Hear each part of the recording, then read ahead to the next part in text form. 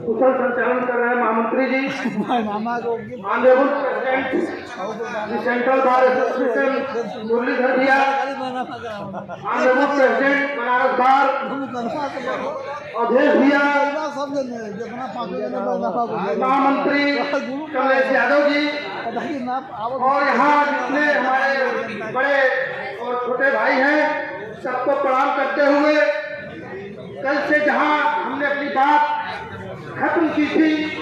वहीं से फिर शुरू करना चाहूँगा। बहुत अफसोस की बात, मंत्री हैं वो 2 दिन बीत जाने के बाद भी इतने बड़े बार एसोसिएशन, मतलब जो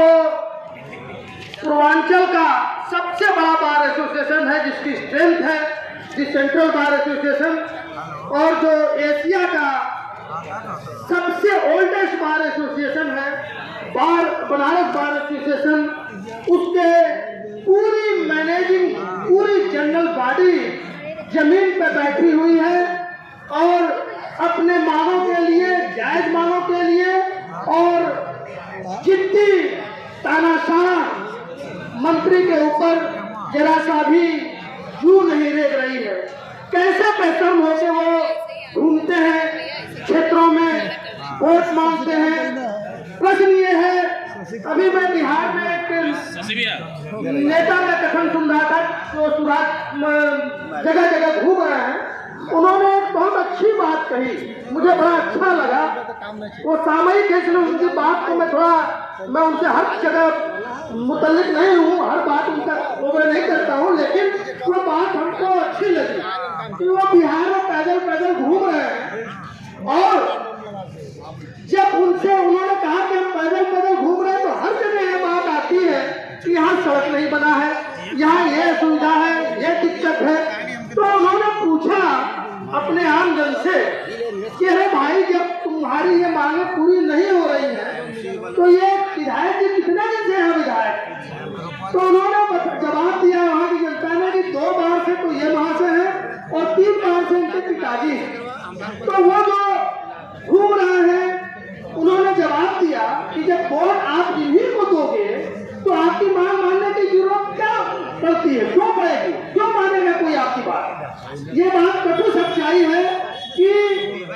अच्छे प्रत्याशियों का चुनाव हमको करना चाहिए,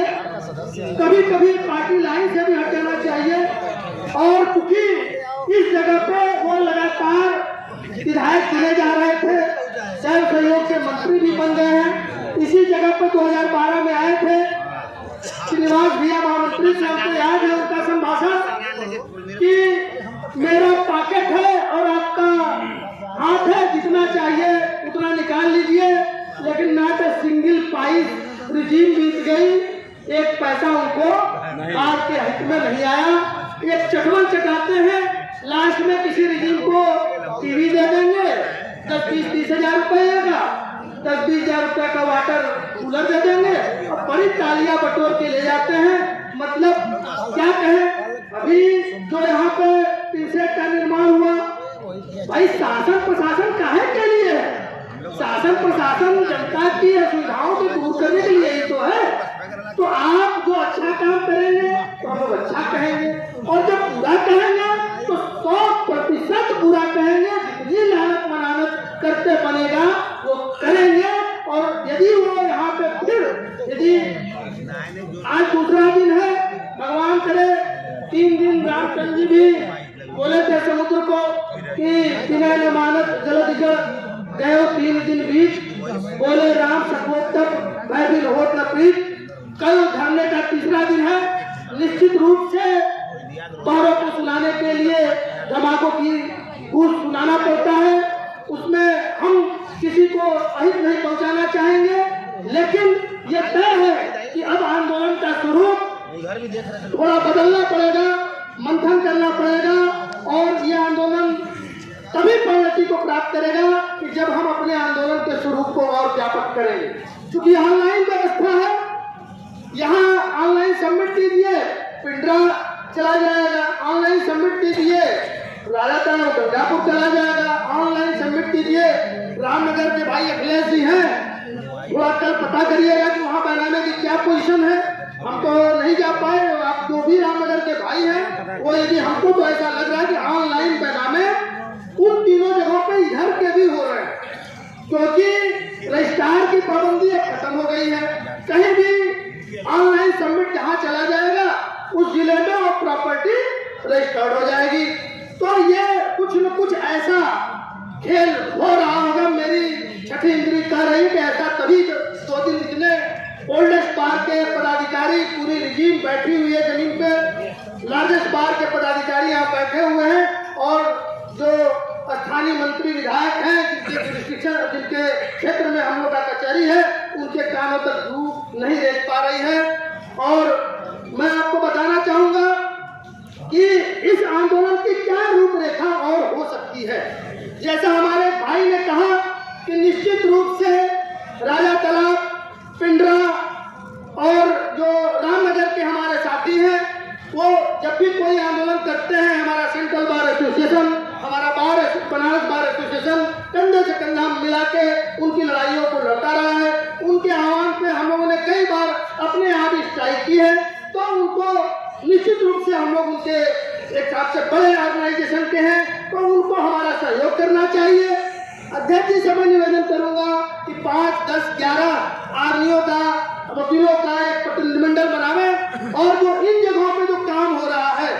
यदि हमारी मांगे कल तक की डेडलाइन दे दी जाए कि कल तक यदि हम लोग की मांगे नहीं मानी जाती है, फिलहाल तो हम लोग की सिर्फ एक मांग है कि ये जो जुरिस्डिक्शन गया है बेलूपुर का रामनगर, उसको वापस लिया जाए, शासनादेश वापस लिया जाए। सिंगल डिमांड के साथ हम लोग यहाँ धरने पे हैं, और सिंगल डिमांड यदि कल की डेडलाइन दे दी जाए तो हम लोगों को उन 3 जगहों पे भी अनवरत धरना प्रदर्शन करने की और तालाबंदी करने की जरूरत है, और करना चाहिए। जैसा आदेश हमारे अध्यक्ष महोदय जो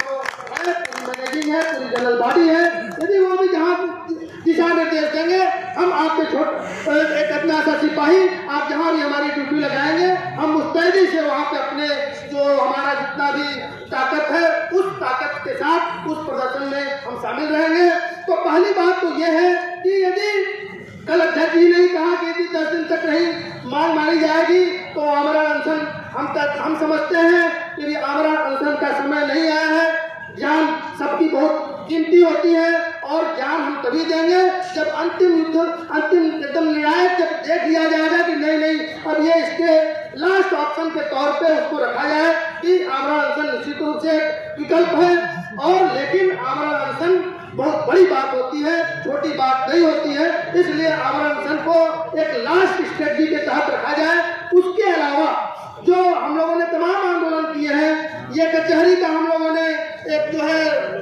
जो घेराबंदी करने का, जो हाथ से हाथ मिला के एक कंसोलिडेशन जिसको कहते हैं, एक ताकत प्रदर्शित करने की जरूरत है कि वो भी एक करने की जरूरत है। और अधिवक्ताओं का फ्लैग मार्च तक मैं इस्तेमाल कर रहा हूँ, शांतिपूर्वक तरीके से सारे लोग एकदम जितना भी शांति का प्रतीक बन सकते हो, हमको कहीं भी हिंसा नहीं करनी है, क्योंकि हम लोग गांधी जी के अनुयायी हैं। हिंसा करने से निश्चित रूप से आंदोलन की दिशा भटक जाएगी। तो नियंत्रित रहते हुए हम लोग को एक बात को शहर में भी, जैसे यहाँ से चंद्रशेखर आजाद पार्क तक या अम्बेडकर तक, एक जैसे हम लोग यहाँ 4 बजे हैं, 4 बजे जब उठते हैं तो अम्बेडकर पार्क तक हम लोग एक मार्च निकालें। 5 बजे जब हम लोग यहाँ से उठते हैं तो एक अम्बेडकर पार्क तक एक प्रतीक के रूप में हम लोग संविधान के मानने वाले हैं, तो अम्बेडकर जी का जो प्रतिमा है वहाँ तक एक फ्लैग मार्च करने की, एक ताकत को सड़क पर उतारने की, और अनुशासित तरीके से। और निश्चित रूप से हमारे दोनों अध्यक्ष, मैं उनकी भूरी प्रशंसा करूंगा। तमाम विरोधाभास और तमाम पार्टी लाइन के दबाव के बाद भी वो अनवरत 10 बजे से 5, 6, 7 रात के 11 बजे कल अवधेश सिंह जी हमारे जो बनारस बार के ऐतिहासिक प्रेसिडेंट हैं, उन्होंने जो है मैं देखा तमाम युवाओं को इंस्पायर कर रहे थे कि आप लोग आंदोलन में शिरकत कीजिए। तो आप दोनों जो हमारे रहनुमा हैं, उनके अनुयायी में देखिए, बाहर को इधर हम लोग कोई काम नहीं करेंगे, ये तो हम लोग को प्रण लेना होगा। बाहर जैसा हम लोग को कहेगा वैसा हम लोग करेंगे, और ये लड़ाई बहुत बड़ी नहीं है। हमको उम्मीद है, अभी भी उम्मीद है कि शासन तक आवाज जा रही है। अब मुरली भैया तक फोन आया कि नहीं आया, तो ये भी बड़ा आश्चर्य की बात है कि तो मैं क्षमा के साथ कहूँगा कि मैं कोई ऐसा नहीं, आप लोग हंसे ना, हमारे ऑनरेबल प्रेसिडेंट हैं, मैं उनका दंडवत प्रणाम करता हूँ। फोन आना चाहिए,